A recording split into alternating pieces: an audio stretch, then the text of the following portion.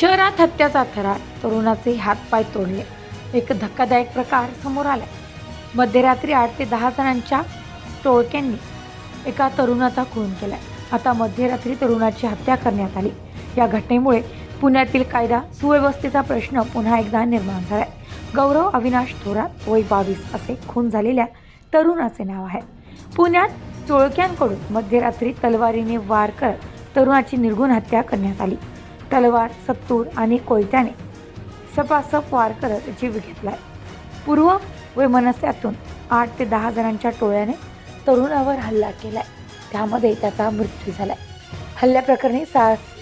हल्ल्याप्रकरणी सागर कसबे यांनी पोलिसात फिर्याद दिली होती. कोथरूड पोलिसांनी तात्काळ कारवाई करत काही जणांना ताब्यात घेतलाय. यावरून पोलिसांनी दिनेश भालेराव, सोहेल सय्यद, राकेश सावंत, साहिल वाकडे, बंड्या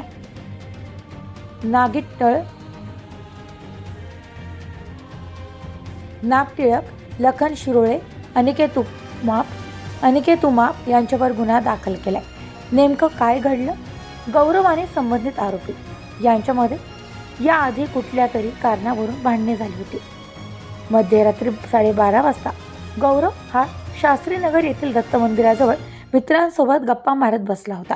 त्यावेळी आरोपी त्या ठिकाणी आले आणि त्यांच्याशी एकाने गौरव याच्यावर गोळी झाडली, मात्र ती त्याला लागली नाही.